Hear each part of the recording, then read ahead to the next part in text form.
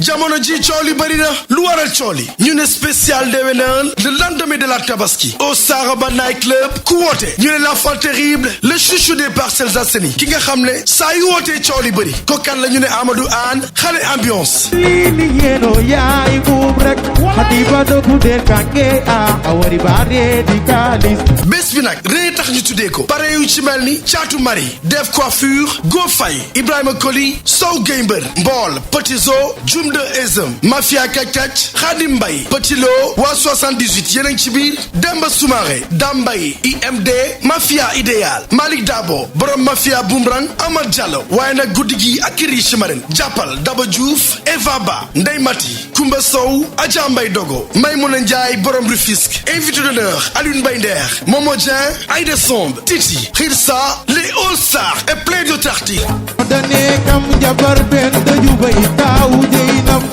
Ah kon mbokk yi xarit yi guddi gàngook rendez-vous bangook spécial déwénal avec Amadou Anne le lendemain de la tabaski au Saraba Night Club entrée prévente 3000 jour J 5000 infoline 77 598 99 32 ci Amadou Anne xale mën fecc mën a wéy ero yaay moom rek